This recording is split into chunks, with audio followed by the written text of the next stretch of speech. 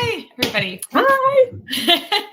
Hey, good morning. It's still morning where I am, which means it's morning where you are, likely. Yes. Oh, yeah. So, Leslie, you're just up the road from me, unless you're traveling.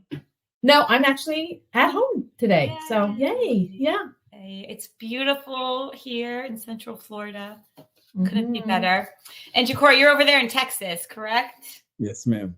Oh, I hope it's lovely there for you too. I haven't been outside yet. Oh. It's still early. Well, you should get outside at some point, as somebody said today. Okay. Well, welcome everyone. RapidSOS is a gold sponsor, and we're Ricardo is very, very happy, and I will share his thank you. And I'm going to go and leave it here to JaCorey and Leslie, because y'all are awesome, and I love you so much. So take it away. These Dare to Be Great conferences are like a reunion. You get to see all these people that you don't normally get to see and interact with people in the chat, and it's super exciting, and we're thrilled to be here. It is cool. It is. Yes, okay. It is. Awesome. All right.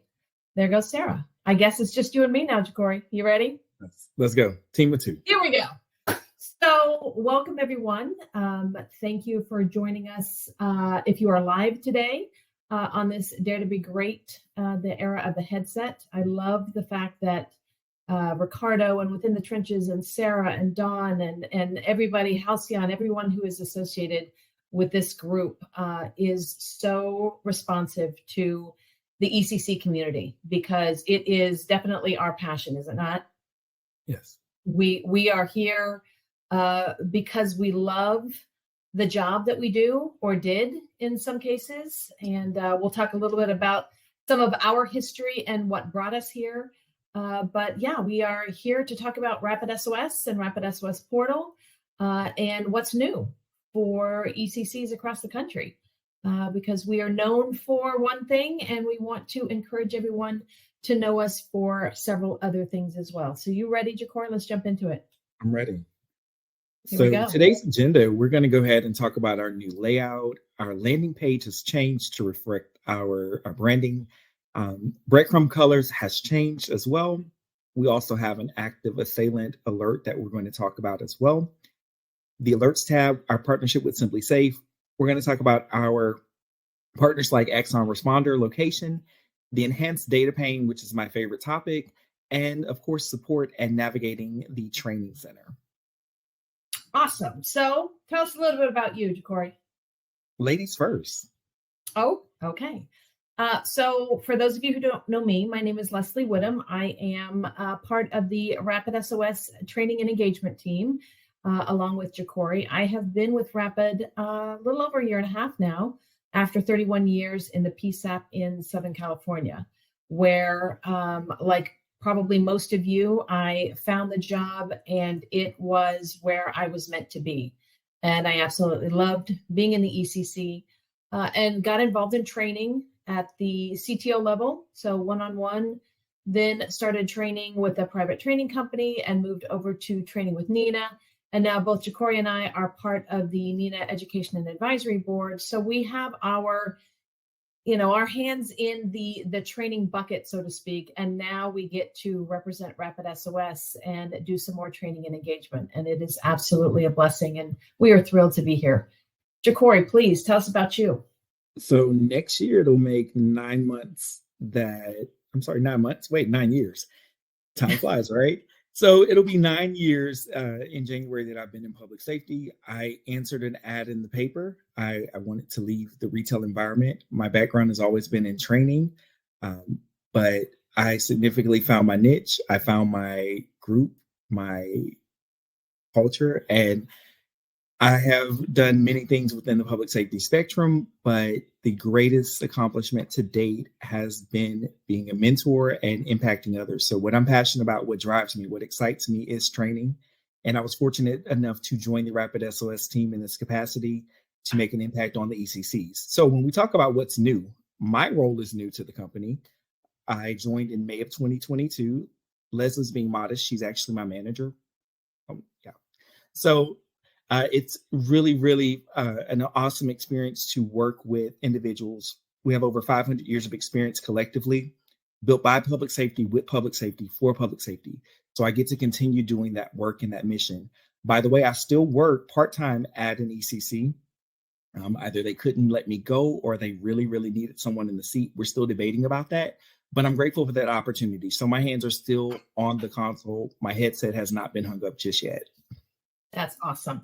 And just to bring your attention, anything that we talk about today, obviously this is going to be on demand, so you can reach out to us at any point. Our contact information is on the slide, training@rapidsos.com. If you send an email to that email address, it will come to both JaCorey and myself, and we will be more than happy to engage with you and answer any questions. But before we move on, I wanted to highlight the quote that's on this slide, because it's something that JaCorey has brought to this team, and it's something that I absolutely love. And I think that it's important to call out that if you aren't helping the person on the phone, you should be doing everything in your power to help the person that is. And that is truly how we are driven every single day. We log into our computers at our respective offices at home because we really do love the job of the 911 professional and want to do everything that we can to support you in each and every one of your roles as you continue to answer those calls, because it is a very difficult job, and we know how difficult it is, especially in today's times. And some of the things that drive us are making sure that the people who are sitting in the seats have the information that they need and understand some of those things that you may not have a chance to recognize because you are so heads down in the job. There are so many things that are happening in public safety as a whole, laws that are being enacted that require 911 ECC centers across the country to work in a different manner. And if you're not able to pay attention to some of those laws and some of those new requirements, it's hard to keep up. So one of the things that we do here at RapidSOS is really pay attention to those laws, those demands from the public that are going to change the way you do things. And one of the things that obviously we're known for specifically is putting data in the hands of the people who need it, the first responders, those people who are answering the phones. But where does that come from? And how do we decide which bit of information gets into your hands? Well, we have a lot of different public safety partner solutions that come to RapidSOS and say, hey, we've got this really important app, or we've got this solution. We just don't know how to get it into the hands of the dispatchers. And RapidSOS, because of the foundation that has been built over the past decade, it allows us to get into over 5,300 ECCs across the country. But we also pay attention to those public safety trends. And this is an article that if you would like the link, I can certainly send it to you. But it talks about what are the challenges facing today's public safety dispatch centers. And I'm sure you all have a laundry list of what those things are. But we look at those things, and while they are identified as challenges, we also look at them as opportunities. Hey, there's a problem. There's a challenge that we need to solve. How can we best solve it here at RapidSOS? So we're going to talk about a lot of those things moving forward through this presentation. You can see the picture down at the bottom of JaCorey with some of the groups that we will train in person going across the country. And if that's something that you're interested in, we'll talk about that at the end of the presentation. But just wanted to let you know that JaCorey mentioned it, I mentioned it, 500 years of experience on our public safety team here at RapidSOS. We are dedicated to helping and making sure that those of you who are sitting behind that console are getting the best training and the best resources that you have available to you to make those great decisions. So I'm going to dive right into our presentation today. Thank you, Leslie, for that. So if you've logged in recently, accessing the RapidSOS portal at rapidsos.com and logging in, you may have noticed this new page. It's changed, and it's nothing that is drastic. It's just a facelift to be consistent with our branding. Also, I just want to highlight, you guys, one of the things that is so relevant to our platform is that if you forget your password, you simply click that button right there, and it's going to send you the reset. When I was in the ECC, or I still forget my passwords. Just saying. So it makes it convenient and easy for you all to access your password if you forgot your password. And if you need further assistance, of course, you can contact your administrator on your account. But just to highlight that facelift that we've gotten. Breadcrumbing. Also, breadcrumbs. Yes. So for those of you who are RapidSOS users, you are probably familiar with that term breadcrumbing. But essentially what breadcrumbing is keeping that historical information when someone on the 911 line is mobile. And our breadcrumbs used to be red, and that color has now changed to green, and we'll talk about that here in a minute. But breadcrumbing is incredibly helpful because it does give you that historical location data, and it timestamps that for you. It's also very helpful to be able to pinpoint where the caller is, because how many times have you been on the phone and you've told the person on the other end of that line, stay where you are, the officers are on their way. Stay where you are, the paramedics are on the way. And you see that breadcrumb moving and you know they're not where they said they were. So it's a great opportunity for us to make sure that we are keeping up to date with what that location looks like. Now, the reason that breadcrumb color changed from red to green is because we've also introduced a new active assailant icon.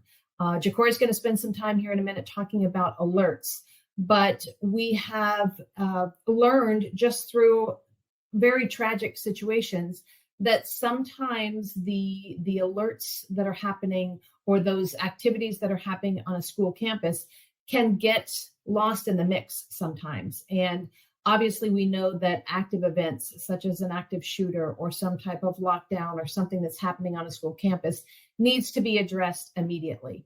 So what RapidSOS has done has created a new icon that is red in color to highlight those events that may be potentially active, so that those dispatchers, those call takers, those people who are processing the phone calls and the incoming alerts can see that coming in quickly and take the appropriate action. So we'll talk a little bit about alerts and how that workflow works, but we just wanted to let you know that there is that new icon. So if you see it, that is something that is a high priority and something that hopefully you've already got an SOP in place and you know how to process that call for service. So JaCorey, talk to us about the alerts tab. So the alerts tab, many of you may have noticed a second tab on your RapidSOS queue. So your traditional 911 queue on the left, it's going to be a green icon, circular, and it's going to house all of your incoming 911 calls as well as your texts. The alerts tab could be debatable about the color. Leslie, what color is it?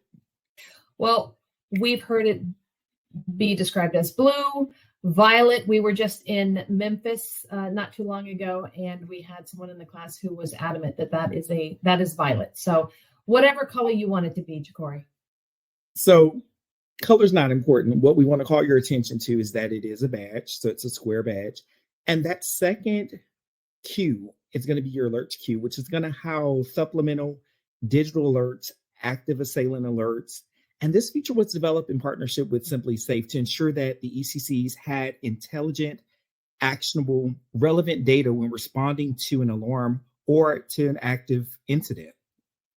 That alerts tab for you, if you guys notice, it's actually going to depict, the icon is going to have what type of alarm it is, so what type of response is needed. And it's also going to indicate if it's residential or commercial, which is going to depend on your response plans for your areas, but also that contact information or how we approach that situation when we're dispatching in the ECC. So in partnership with Simply Safe, two types of alerts that we have available.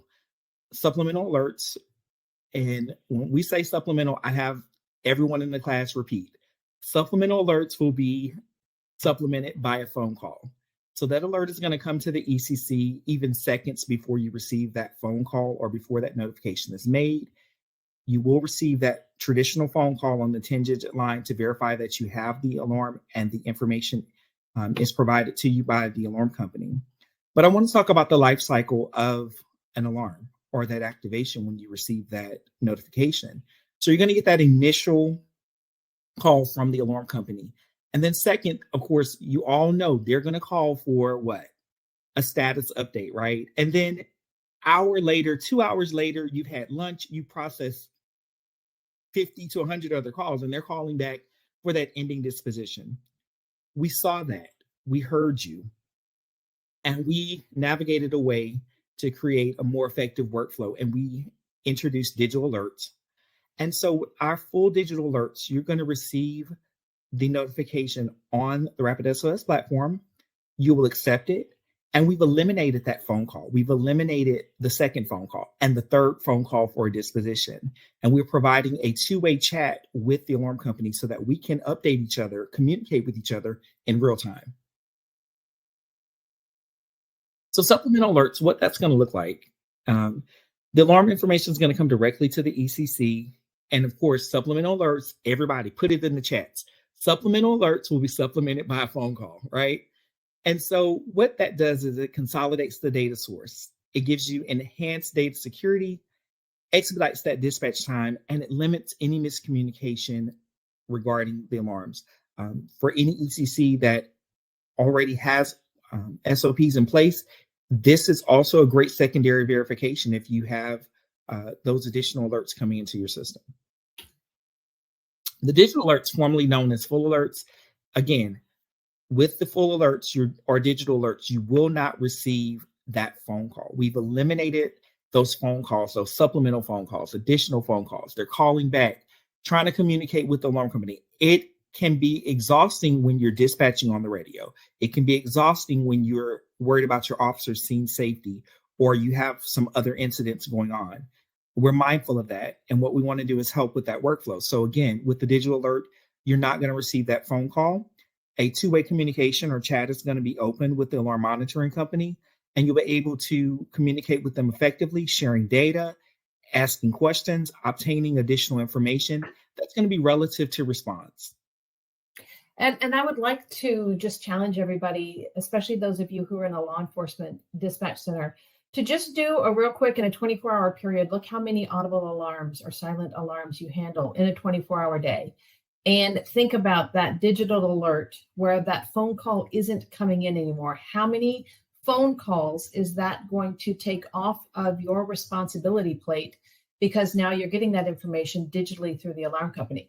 But JaCorey, I've got a question because you said no phone call will come in. Well, what if my agency is busy? What if that alarm doesn't get noticed by anybody? Then what happens? Is it just going to sit there for 2 or 3 hours? No, that's a great question. So if communication is not made or the alarm is not accepted, there's actually an accept icon, kind of hard to see on there, but it's highlighted in the blue. That accept icon is how you'll accept that digital alert. And once you accept it, you'll take ownership of that. It belongs to you. It becomes yours. And in the event that you don't accept it within the time frame, the alarm company is going to place that phone call to you traditionally. So you have seconds to accept it. And if it isn't accepted, or if you are too busy, or if there's a situation where there's any type of incident where you're not able to accept it, the alarm company will place that call to you. Excellent. And we only have an hour to talk to you, but one of the things that we discuss in the admin class that JaCorey and I present is starting to look at policies about how to process this new workflow, because this is going to change the way you handle certain calls for service. And so, we will talk a little bit at the end about how we can come out and provide some of that training to you.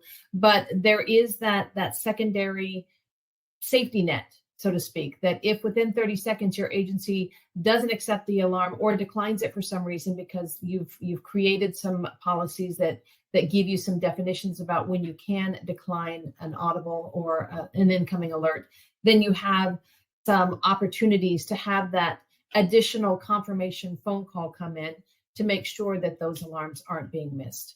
One of the things, the benefits about this process, and JaCorey mentioned it before, is all of this information comes in through the RapidSOS platform. And as we go throughout this presentation, You're going to hear us talk a lot about different data resources and data sources and partners and all of these things. And what I'd like you to start thinking about is, imagine if you had to come into your ECC in the morning or the afternoon or the evening, whatever shift you work, and you had to log into, well, let's see, I process alarm calls from 6 different monitoring services. Okay, we also have all of these other data sources. And now I've got to also sign into my CAD and my phone and my map. We're now talking about logins for potentially 30, 40, 50 different data sources. And the benefit of the RapidSOS platform is it takes all of that technology and puts it in a single pane of glass. Then we've got the RapidSOS monitoring that we work very closely with COPS monitoring and the RapidSOS monitoring teams. And we constantly dialogue about how to enhance that experience, because I'm sure a lot of us can be a little frustrated with those alarms that are coming in because sometimes the information provided isn't comprehensive. And so our RapidSOS monitoring team recognizes that and wants to make sure that that solution, that resolution of some of those challenges is met immediately when those things are brought up. And then obviously our partnership, our relationships with all the public safety ECCs across the country, that is what gives us so much of our passion about what it is that we do, because we are a trusted partner in 911 and we have established those relationships with public safety dispatch centers across the country. And so we recognize, and we often hear about feedback, and you've heard JaCorey mention it once already. We heard you, because a lot of the things that are coming through RapidSOS and the developments and the improvements for RapidSOS and what we're doing comes directly from those interactions that we have at the ECC level. Some of the other monitored alerts that you may see coming in, and we're going to talk about data sources and quick tips in a little bit, but we're going to highlight some of those that you may recognize and some that you're like, Leslie, I've never heard of these people before. It's okay. SiriusXM, everybody knows that as the music and that radio system. SiriusXM has a connected vehicles, a crash detection. We'll talk about that a little bit later. Honeywell for fire alarms. Bolt. So those of you who are taking your dogs on a walk in the nighttime hours or are walking around and you want that extra level of security, Axon, who we all know as the taser people, also has created a personal protection device where if you are out and you can actually activate tasers and deploy tasers, it will automatically contact emergency services and then send that location data and information into the centers as well. We've got some other home security, Notion and Ecobee and Cove, Beatty Car Safe. That is a company that has recognized how many sad stories do we hear when a child is left in the backseat of a car by a parent who's not used to taking them to daycare or school, and ultimately tragedy happens. So Baby Safe has come up with a sensor to make sure that doesn't happen. Syntegix and Raptor, I talked about some of those new laws that are coming in that are going to change the way dispatch centers work across the country. Alyssa's Law, where school districts have to provide a silent notification process directly to emergency services. Well, that's kind of important to know. And so now you've got these companies who are creating this pipeline, so to speak, and through RapidSOS, that information is being provided to you through the RapidSOS portal. Well, one thing I failed to mention was that supplemental alerts are going to come into your ECC. There's nothing that you have to do. However, digital alerts is an option for each and every one of you out there. So if you're interested in our digital alerts, please, for more information, contact your ECC engagement manager or Ms. Eve Igman, and you can get signed up for digital alerts or learn more about them. Excellent. This one I am so excited about, and I've mentioned Axon before. And for a lot of our 911 centers who work with police departments and sheriff's departments, a lot of our officers in today's times are wearing body-worn cameras. And Axon is a primary example of one of those companies who has created body-worn cameras that provide recording for situations that officers are going to encounter in the field. Well, what Axon is doing and partnering with RapidSOS is also recognizing that when an officer gets out of their car, it doesn't really matter that we have AVL on their unit. We really need to know where that responder is out in the field. So what Axon and RapidSOS have done is created a partnership where there's now an officer location map layer, which allows ECC personnel and anyone that you have created a role for, so say your watch commanders or your field sergeants, that they can now see where the responders are on their map when they get out of the car. And the picture here is showing, just like the breadcrumbs that we talked about with the green and the 911 caller who may be mobile, this also gives you a historical route of where that officer is and where they are headed, so that direction of travel. So imagine when you've got somebody who's getting out of their car because they are in foot pursuit, or maybe they're doing a drug search or something like that. Now you have the ability to see that information on the screen. It also provides you with the officer's information as well. So who's wearing that body-worn camera? What's the status of the device? Is it in recording or is it buffering? The signal strength, the battery level, and the device model and the serial number. So imagine now all of that information that you've got at your fingertips. And maybe as a call taker, you use RapidSOS primarily when you're taking calls because all of that additional data is coming in. But now I'm going to flip that over a little bit and challenge my radio dispatchers. How useful is this going to be when you are working an event and officers are setting up a perimeter? And I don't know about your officers, but I know about my officers. They may start at one location, but then something happens in the field and they change and they never update on the radio their new location. Now you're going to have that location available to you from your RapidSOS map. So it's super, super exciting. If you want to learn a little bit more, there is some information in the training center, which we're going to talk about a little bit later.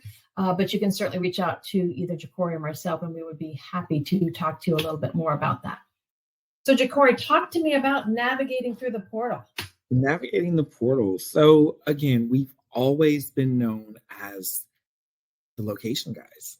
And that's exciting because the journey that we've taken from RapidSOS Lite to where we are presently has been a long journey, but it's also been one that has proven very, very meaningful, very successful, a lot of success stories, which we'll share later.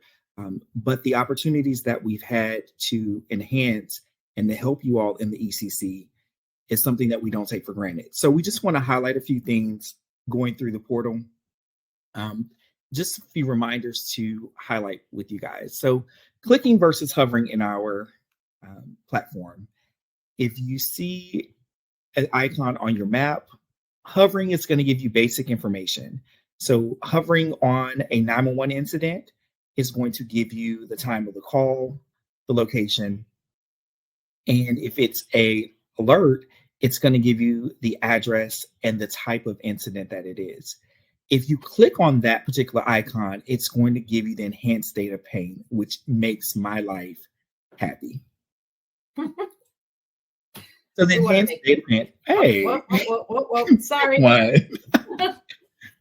And this is what it's like when you're riding in a car with her. So it's, it's exciting.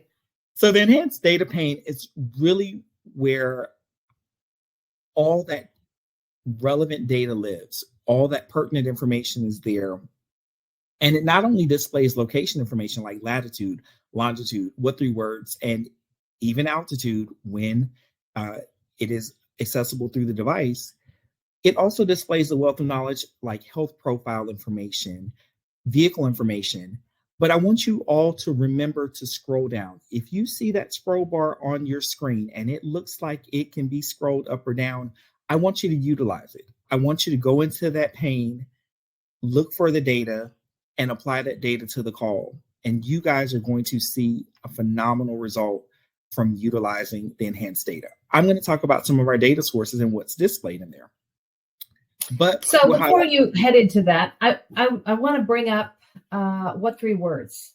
Okay. Because we always hear from the classes that we present to this excitement about what 3 words. And I'm going to play a video here in a second. But One of the challenges, for those of you who are not familiar with What 3 Words, it essentially reverse geocodes latitude and longitude coordinates, which you've seen those big strings of information, and puts it into a 3-word address.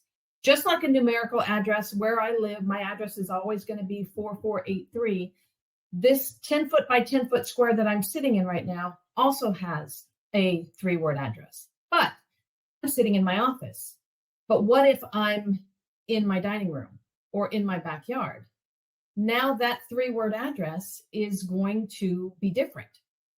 So this 3-word by, or 10-foot by 10-foot square, 3 meter by 3 meter, allows ECCs to provide specific information about whether someone is. And we were in Minnesota talking to some dispatchers who were in an incredibly rural area. And shout out to Kanabec County. And they were telling us a story during deer season. One of the hunters was up in his deer stand and something happened and he fell and was literally hanging by his toes off the deer stand. So, of course, he's got his phone with him, calls 911. What's the first question they ask? Where are you? What's your address? I have no idea. Okay, well, what do you see around you? Trees. Very helpful. But with What 3 Words, think about that, 10-foot by 10-foot square, now there is a specific 3-word address to where that caller is. The challenge that we heard from ECCs was sharing that What 3 Words information either to responders through an MCT or in their CAD call for service. So now you can actually hover from directly inside the event pane, and I'll show you this video, and click on view. It will open the What 3 Words website. And from there, you will be able to copy and paste that URL directly to those responders or to that CAD narrative who might need that information. We'll see if this plays. It may say, we're not going to, there we go.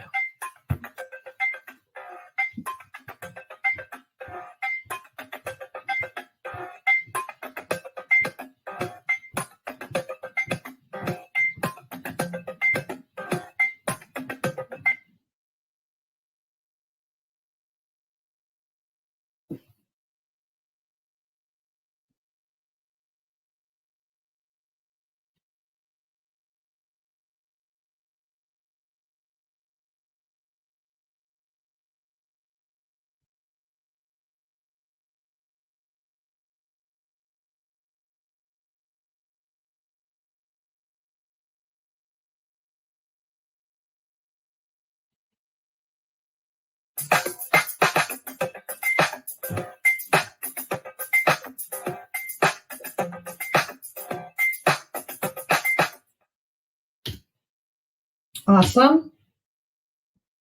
I think my recording, my microphone is dying. So I'm going to leave this to you, JaCorey, while I work on my audio. All right, boss.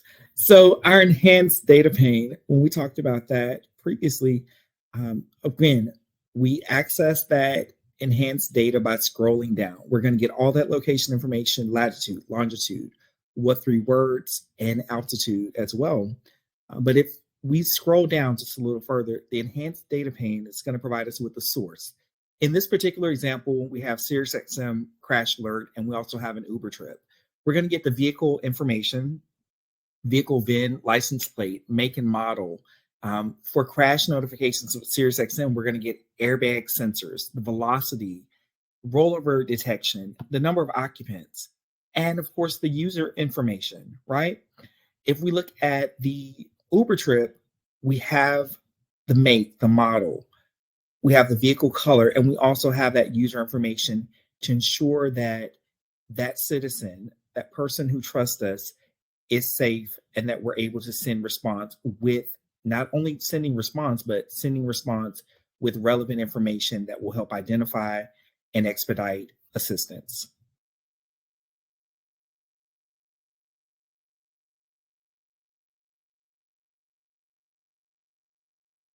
So these two examples that I shared are going to be alerts that we have. So in the alerts pane, of course, our commercial fire alarm is represented there. we're going to get the type of alarm, the type of activation, the zone, the monitoring center information, and also the subscriber information as well. Zero Eyes Gun Detection is one of our partners as well. And of course, that's going to be highlighted in red on the alerts tab. Zero Eyes, if you're not too familiar with that partner in particular, they are a group of retired law enforcement officers or veterans who actually monitor places like libraries or schools, places where guns should not be. And we all know that, unfortunately, it's gotten too close to our consoles.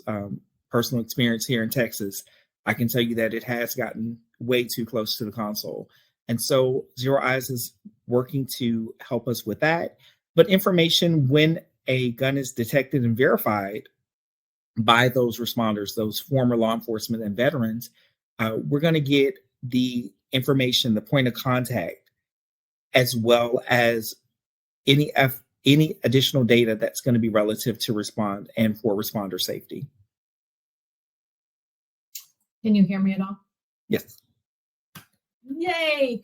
All right. I'll take this one because you're so love technology. So enhanced data panes, like JaCorey has been talking about, is where all of this rich additional data lives. And while obviously location is key for everyone in a dispatch center, because that is the first question that we ask, there is additional data that might be available when you actually click on that phone number to open the event pane. One of the things that we talk about extensively in our class is the Apple enhanced emergency data as well as the emergency profiles.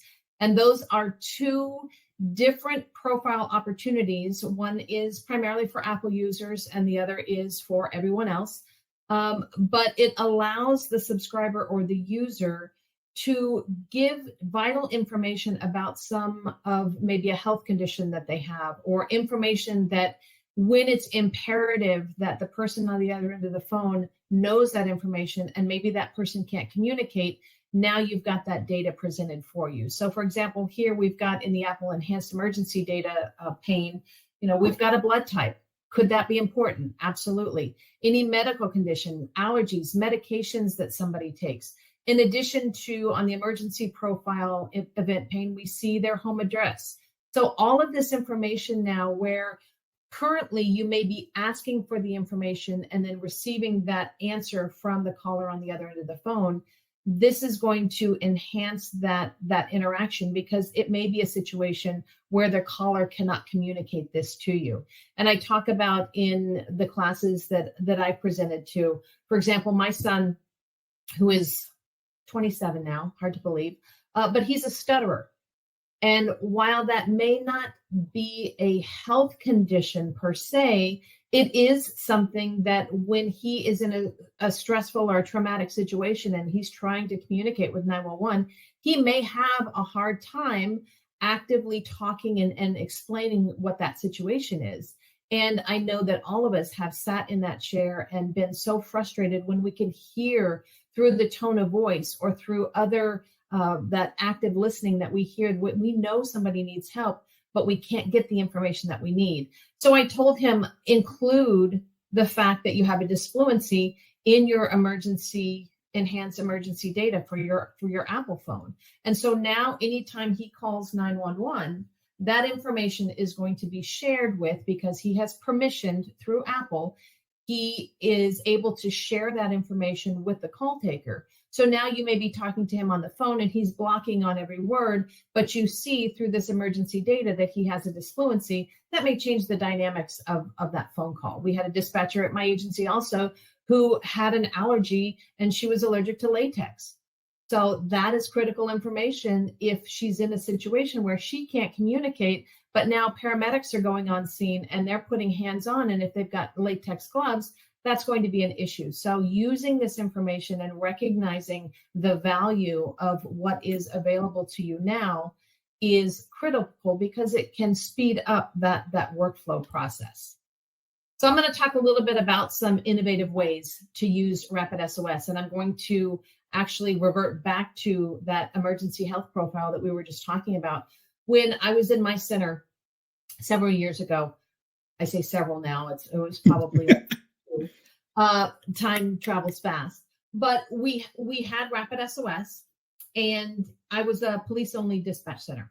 So we would always just send out, if we had a 911 hang up or a 911 open line where there was no distress heard, we would send out an officer, and they would check the area and see if anybody flagged them down, and then we would process that call appropriately.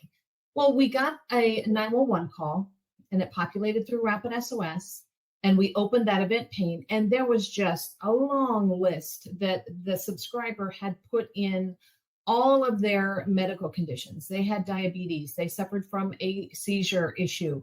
They took a lot of medications. And we thought, this may be something, and it was a no voice contact, no duress heard, but we thought we should probably send the paramedics out on this one too, which was completely different than our normal workflow. And so we called over to the paramedics and said, hey, we've gotten this 911 call. This is the information that we have. We'd like your paramedic unit to respond with us. Well, because the paramedics were actually out on the scene when this woman was found, she was going into a diabetic coma. And those minutes probably that were saved because the paramedics were already on scene potentially saved her life. So that is one innovative way to use RapidSOS. And when I say innovative is just a new way to use it because it is going to challenge your workflows. But some of the other stories that we've heard include canine searches. So if you've got a canine, whether they're doing an evidence search or an apprehension search, we had an agency thought to have their handler call 911. So it would plot on the RapidSOS map. So now they've got that map pin from that officer's cell phone, but then he put that cell phone in the vest pocket of the dog as the dog was doing the search. And they could see exactly where the dog was. And they could, when calls were coming in saying, oh my gosh, I hear all of this ruckus and there's a strange dog in my backyard. It's okay. That's one of our canines. We've had callers, for example, that hunter who was hanging by his toes. We were able to take that PIN notification from that what 3 words address, and then the officer who was dispatched to go and help that particular person also called 911. So now we've got the PIN of the caller. Now we've got the PIN of the responder. And slowly we're able to make sure that those two converged on the map. Real-time crime centers, EOCs, your special events, all of these are opportunities for you to create roles and give permissions to people that may not work in your communication center. We have a lot of our partners that provide video feed, which is vital. And I know it's scary for a lot of our dispatchers, but imagine the information that can be received from actually having eyes on the situation. But in a dispatch center, maybe things are moving too quickly. You can't watch that video. But could somebody in your real-time crime center, could somebody in the emergency operations center, could somebody in the field have access to that video and watch it?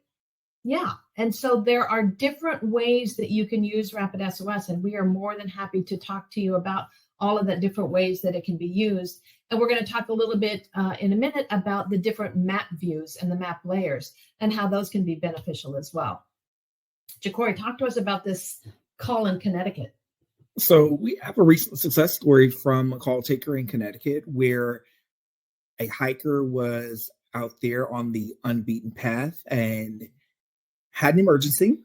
And the call taker was not only able to see his location, but was able to guide him because she was able to tell him, no, your other left, not go west.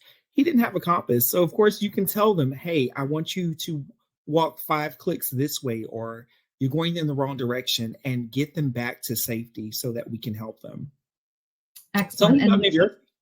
Well, so in New Jersey, they had an issue with a power failure inside their ECC. And I know that in some places there's this thing called weather. I'm originally from Southern California where there is no weather. So just to know that these things can happen is a little bit scary. But because RapidSOS works outside of the network, when there is a failure that may have a negative impact on the cell tower situation, it doesn't impact 911. So what happened and the story that was shared with us through New Jersey, within moments, our generators kicked on and everything was seemingly fine until the phone rang, because the CPE had no anti-alley. But because they were able on generators to still access RapidSOS Portal, because those calls are separate from the network, the incoming 911 calls were still pinging on the map. And so the dispatchers, the call takers, began utilizing RapidSOS as their anti-alley screen. And throughout the 8 hours that that system was down, they still had vital location information and they still had callback information. So 2 great ways that RapidSOS can be used, in addition to what we commonly know it for as the location information, but in all of these other innovative uses as well. So let's talk about that map layer that we were mentioning before. So the map layers in our portal, you are able to turn on specific map layers. I know that with my ADHD, like I cannot have a busy map, but there are times when I need specific resources, specific tools, or if I want to see those specific locations for my responders using that Axon body cam, I have the ability to turn on those layers. So we also have building maps, 911 Inform, CRG. Those layers are accessible to you by turning on those layers within the portal. And of course, you can turn them on and off as you need them. And it makes a difference when seconds count. Absolutely. Our default map view is going to be what appears when you log in.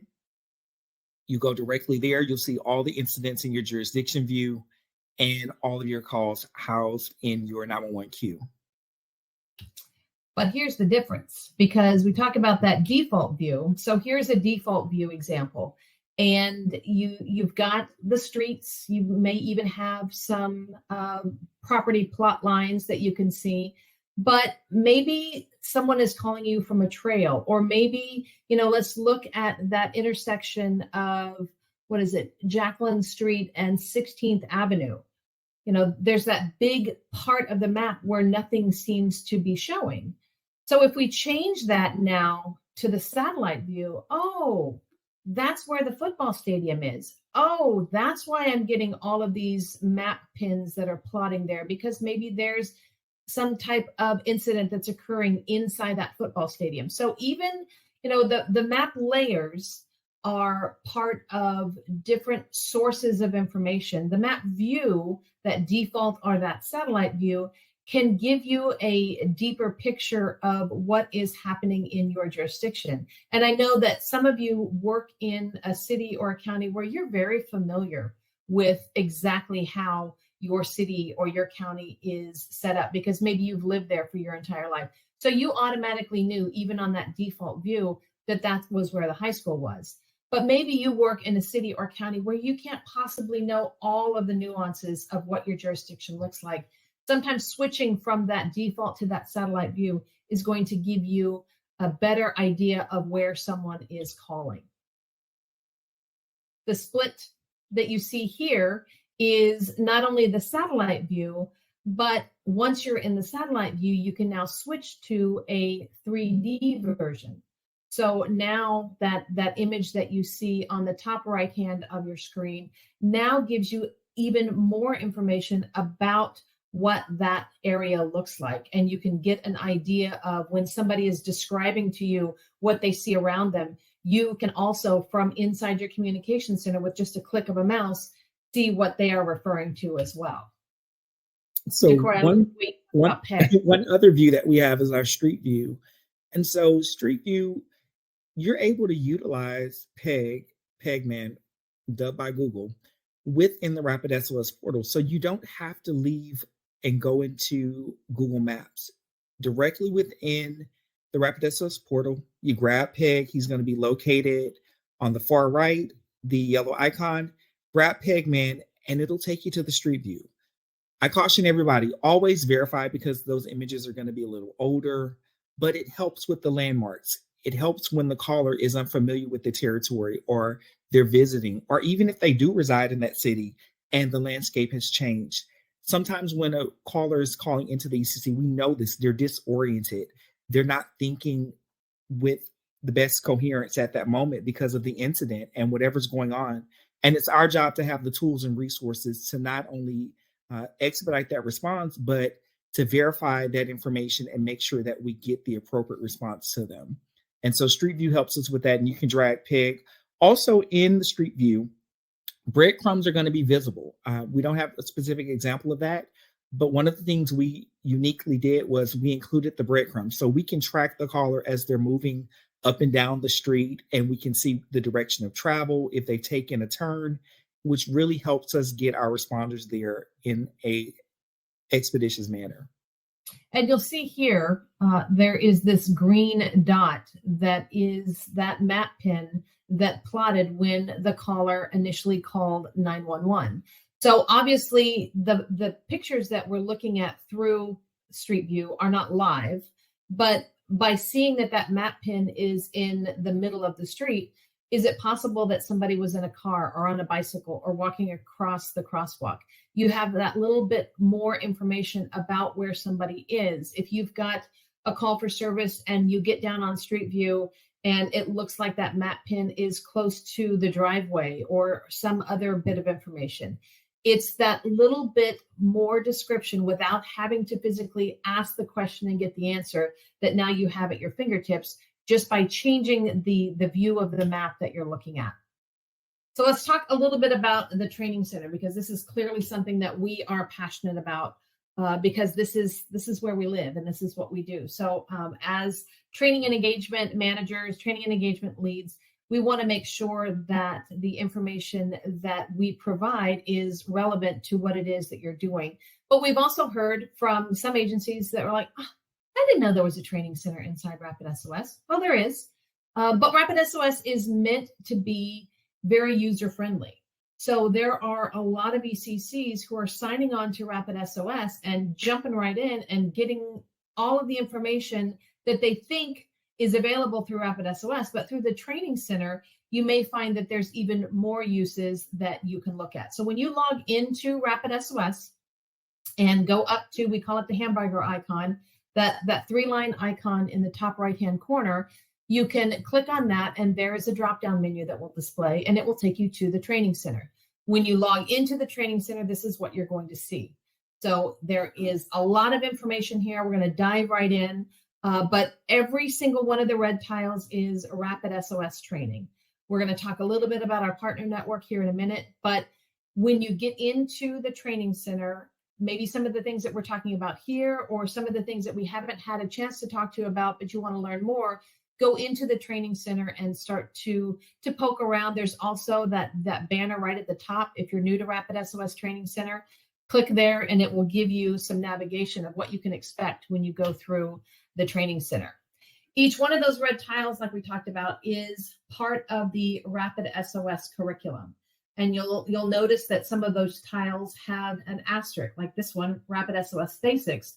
And each one of those tiles that has an asterisk next to that name means that there's a knowledge assessment and a certificate of completion. So for those of you who are responsible for the training program at your agency or your supervisors, managers, directors, and you want to make sure that your employees have had that training, sometimes, and we'll talk a little bit about here in a second, analytics, you want to make sure that those employees are taking those courses that have the asterisk next to the name. Each one of these courses, when you click into it, you'll see the curriculum list. So what you see here on the left under course overview is all of the different lessons that are part of that particular course. And that 2305 that you see on the screen, our training center is meant to be ingested while you are at the console. We recognize that staffing is an issue and that's a challenge. So we want to make sure that that information is available to you while you're working. So for this example, it would take you 23 minutes and 5 seconds to get through this course. On the About This Course panel, that is where you can look to see, okay, what is this course about? What am I expected to learn while I'm in this course? And each one of our courses has this breakdown, the curriculum and what that course overview looks like. We also have admin resources. And so for those of you who are administrators, there's some different permissions that you can allow your users to have, and you can set up different roles. And so using admin resources is a great place for you to start to look at how you can set up those roles and what permissions you can set. You can also have access to a lot of sample policies that we have inside RapidSOS in the admin resources, because obviously we want everyone to be using RapidSOS consistently, no matter who's logged on, no matter what's happening. So we've created an opportunity for you to look at some sample policies that have been shared with us from other agencies and start to build your own policies. We also have different training videos, because I know, and JaCorey and I were joking about this, each and every time I need to learn something new about a piece of software or a platform, what do? I go to YouTube. I want to watch a video. And so we have those videos available to you inside the training center as well.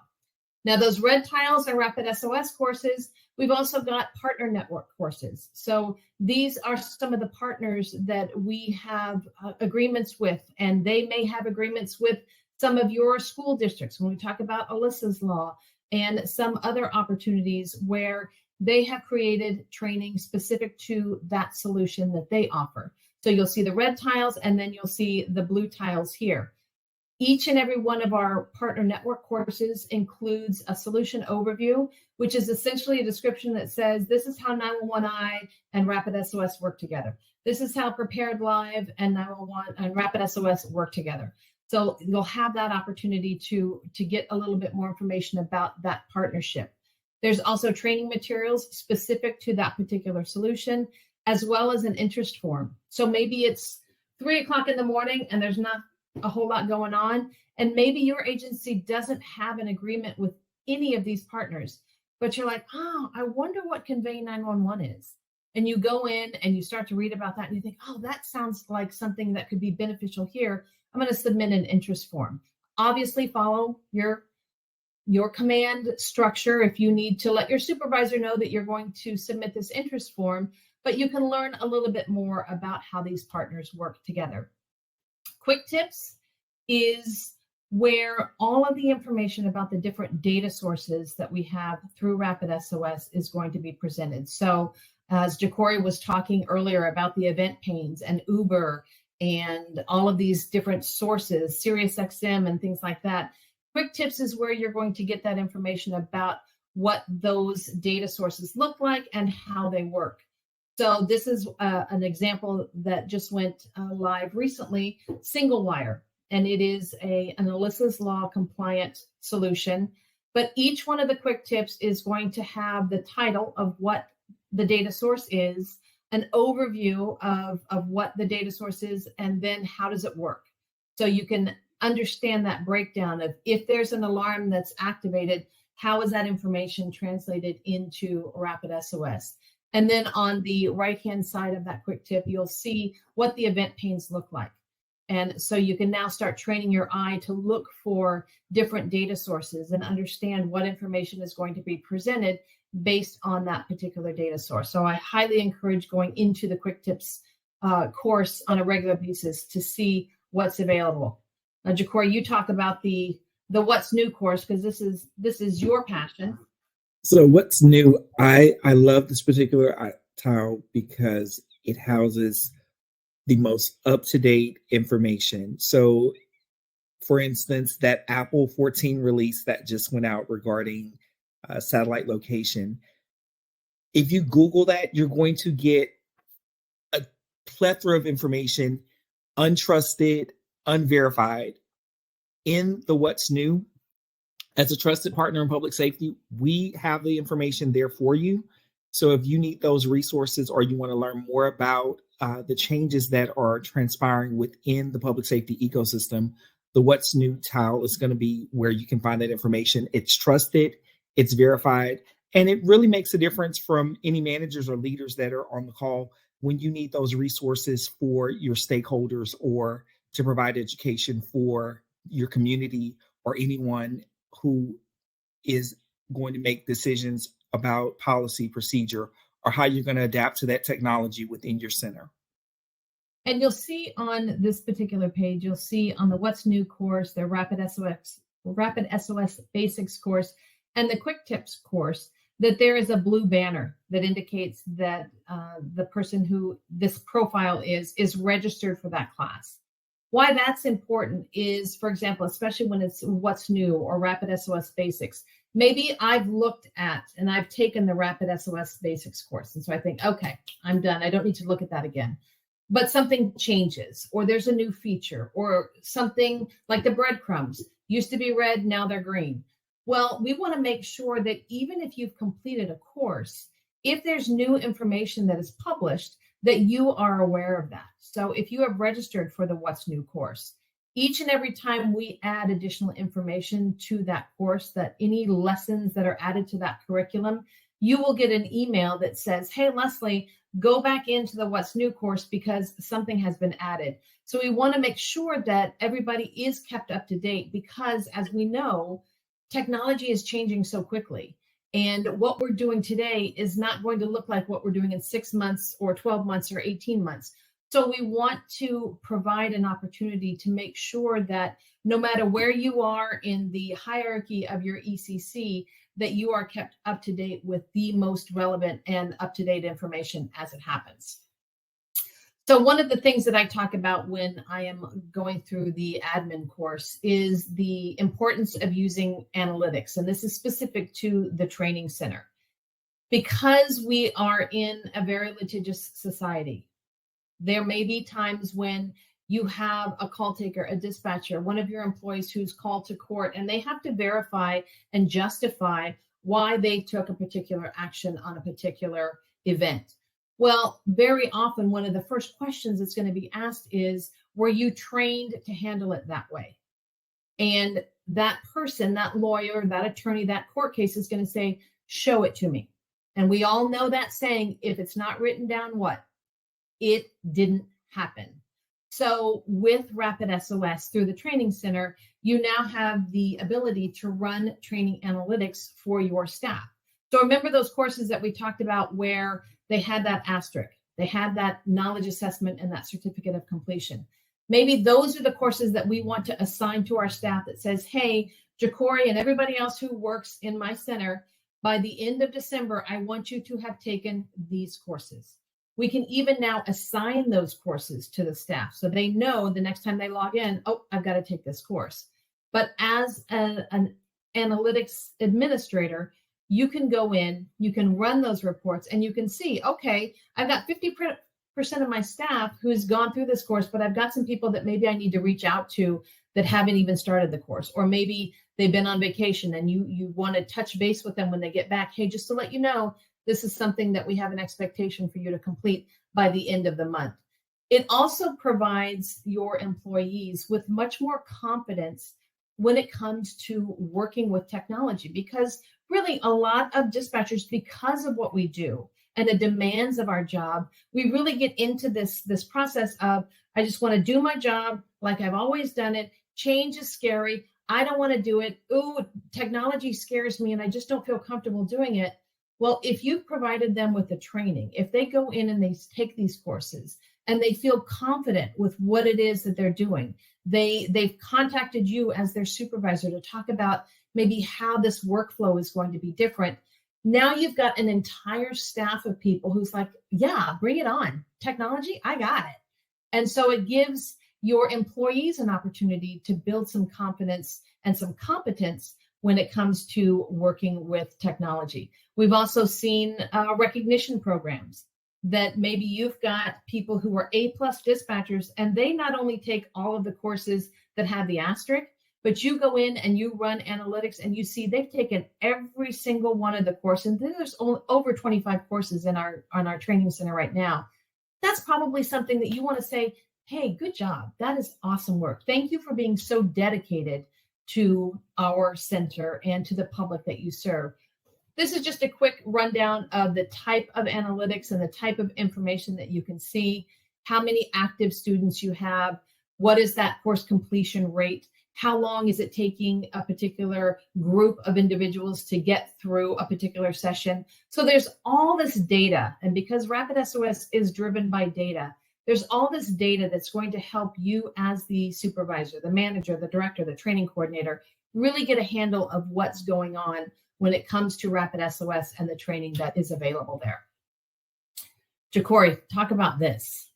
So in the past months, I've had the opportunity to visit with some phenomenal 911 centers across the nation. And so our goal, my role in particular, is to focus on that end user. The end user experience is important to us. We want to provide you with the tools, the education and knowledge to do your job better. So we provide emergency communication centers with education and training in person, virtually, and on demand through the course offerings within our training center. Please, you guys, that information, it's great. I know I have some people out there that have created in-services from that information. They're using it for continuing education. We're constantly evolving, constantly growing, and I believe that it's essential to sharpen that iron and to keep those tools at our disposal, ready to use with the information. So we've gone into the ECCs, been able to assist and provide that education and training for you all. If you want more information about in-person training, please feel free to reach out to us and we can look at some dates and times that may work for you. And if not, we also have the virtual option as well. So we love reaching out and communicating with you all in person, but we also recognize the staffing challenge that is drastically affecting us across the nation. So virtual is an option for us as well. So I know we've only got premium. Yeah, we've got a couple minutes left. So let's give me the highlights. This right here. So RapidSOS Premium, I am super excited about this because I work for a company that actually listens. I know that many of you are still in the ECC. There are cultures where you talk to your manager, you tell your manager you want something, and hey, she's working on it. Well, guess what? We've been working on it. We heard you. And so we've gone and traveled. We've taken into account your workflows. We are experienced, that 500 years of experience. I still sit behind the console. I still log in. So what we're going to see with our RapidSOS Premium solution is going to be one unified map, going to provide Annie Alley for all calls. So some of you have reached out during our training sessions and says, hey, I don't see all the calls coming in. Well, it's probably because it's a landline or VoIP. With the premium solution, you're going to see the landlines, the VoIPs. All calls are going to come through. Your local GIS layers, you're going to be able to customize those things that are essential to your area, right? Those landmarks that are relevant to your jurisdiction. And you're going to be able to add that local GIS layer, CAD incident data, AVL data, that first responder live video, Axon body worn cameras, interagency notifications, you guys. Super excited about that because that's going to enhance our workflow, minimize a call. Alerts for secondary ECCs. I work at a secondary ECC, so I definitely don't want that secondhand knowledge. I want to get it firsthand, have that incident routed directly to me, zone filtering. And we're super, super excited about our I Am Responding partnership, something that we are working continuously to enhance and improve. And we've already seen some changes to enhance both of our companies. And then, of course, single sign-on to our partner network. What I want to highlight, you guys, if you could, want everyone to take just a brief moment and look at the right of the screen. Our premium solution, I am head over heels, super excited. This isn't a sales call. It's super affordable. Reach out to your engagement manager for more information. But if you look to the left of that, what's free? What we've offered to you for the past 8 years, free of cost, has been some phenomenal things that will impact lives, that will change lives, that will safeguard and protect our responders, and that will make sure everyone gets home safely and for better outcomes in our emergencies. You guys, I can only encourage you to continue using the platform, to explore it, to see what you haven't saw before. And you can't break it. I try to break it every day. You can't break it. And so if you reach out to us at training@rapidsos.com, we want to thank each and every one of you for joining us and remind each and every one of you that what you do matters and we matter to each other. Thank you all. Leslie? I just want to say and echo what JaCorey has said. You know, we recognize the challenging work that you do. And our responsibility at RapidSOS is not just to put things in front of you because it's the latest and greatest. We want to make sure that that information that's being provided through RapidSOS, whether it be Portal, the free version, or Premium, the new paid for version, that it is relevant to the job that we do. And so we value those relationships that we have with you. We treasure those relationships that we have with you, and we are here for you for the duration. So please reach out to us if anything that we talked about today, you'd like some more information, or if there's questions that you have that we didn't cover, please reach out to us at training@rapidsos.com. I want to thank again Ricardo and Within the Trenches and everyone who is affiliated with the Dare to Be Great conferences. You talk about changing the workflow. Ricardo has changed the workflow, and he has created opportunities for training where opportunities didn't exist prior to what he was doing. So thank you to Ricardo and his team. And we appreciate you taking some time out today and being a part of the RapidSOS solution as well. I'm going to give it back to Sarah. There she is. Thank you. I will pass all of that back to Ricardo. I'll make sure he comes back here and watches that, because I know that'll mean a lot to him.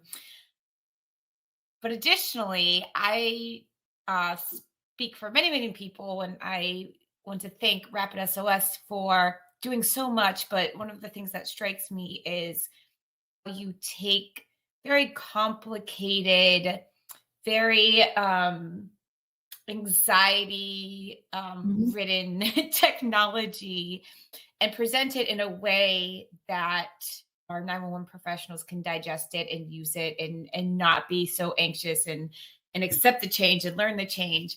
That was something that was really missing before y'all came along, and hearing how you talk about it and how much that means to you. I want you to know that really does come across. And being in this industry for the past 18 years, I've never really seen anything like that, and to be so accepted into the centers and so well understood. So thank you for all your hard work. I know that's not easy. Thank you. Appreciate it. Okay, y'all. We'll see y'all at the next session. Thank all right. you. Have a great day. Thank you. Bye. Bye.